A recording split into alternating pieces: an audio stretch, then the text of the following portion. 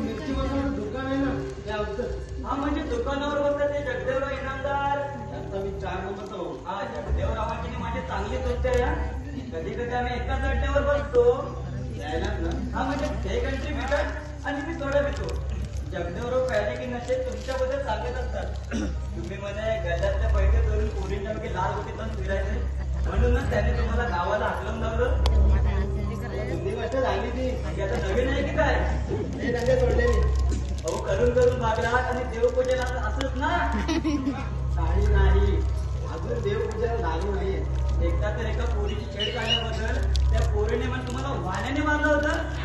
जुनी गोष्ट झाली ती. अहो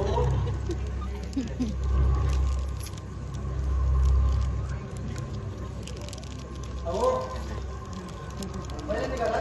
हो तुमच्या वडिलांना माझा नमस्कार सांगा. हो सांगतो माझा तुम्हाला नमस्कार. काही येतो मी. सांगितलेली गोष्ट लक्षात ठेवा. हो हो. काय संध्या, कसा काय चालला तुझा संसार? छान चालेल.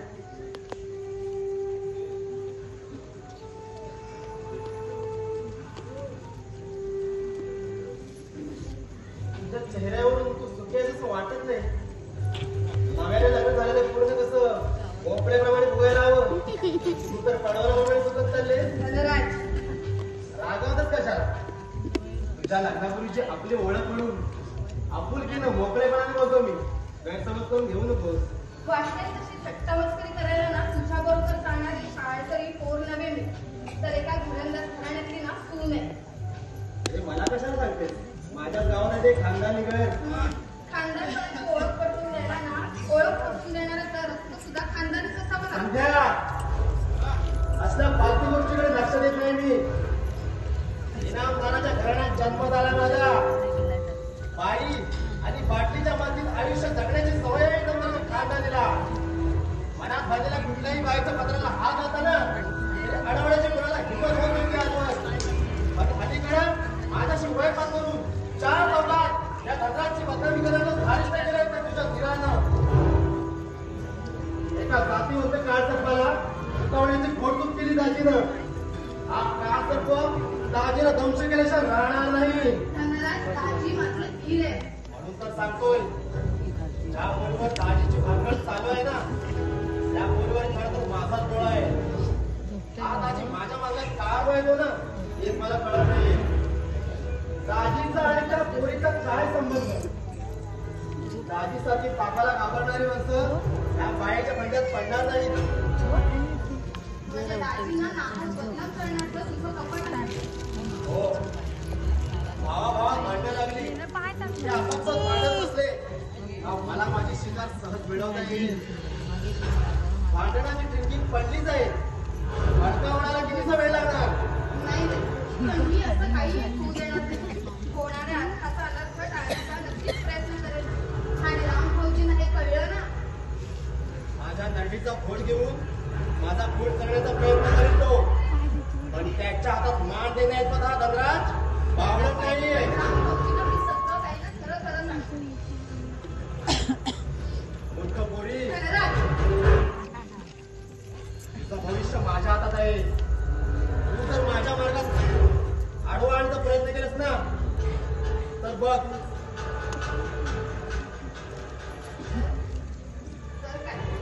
उघड बोलू काय?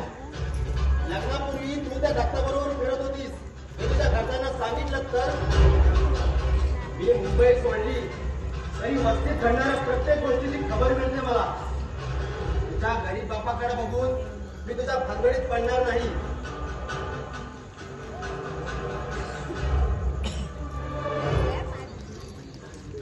पण इशारा देऊनही तू जर माझ्या विरुद्ध काय बोललीस तर तुझ्या त्या गुलदस्त्याचा रहस्याचा स्फोट करावा लागेल मला. मग तुझी काय अवस्था होईल याचा विचार कर. खानदानी कुणा जन्मलेला तू नवरा अपुरीच्या भीतीत तुला घराबाहेर आपण लावेल. कुत्रा हात मानव नाही तुझे. जीवन जगण्यासाठी उलटा म्हणून लोकांच्या नावावर भटकावं लागेल, नाहीतर विष घेऊन आत्महत्या करावी लागेल. नाही असं काही एक नाही. फक्त शब्दाने घाबरली प्रत्यक्ष कशी वेळ आली तर तुला जबाबदारीची 32 जागावर राहणार नाही. दत्ता तू बोलतोय ते काल वैराप्रमाणे राम तुझा पाठलाग करतोय. त्याच्याच घरात जर बेतौरपणे वावरत असेल ना तर तुझा मुर्दा उचलण्याची वेळ येईल आमच्यावर. दत्ता सावधगिरीचा इशारा दिलाय मी. धनराज तू निघ आता. मला हिच्याशी खात्री बोलायचं आहे. नाहीतर तो राम आला तर माझं बोलणं अर्धवटच राहील. चल निघ. तुला मोकळीक मिळावी म्हणून निघतोय मी. धनराज हा सत्ता मोबाईल असला ना तरी पापी नाहीये. स्वतःवरून जगाची परीक्षा करू नकोस. तुझ्या काळजात जे पाप आहे ना ते माझ्या मनात नाही. समजलं? निघ आता. हलकट लेखाचा तू काय करू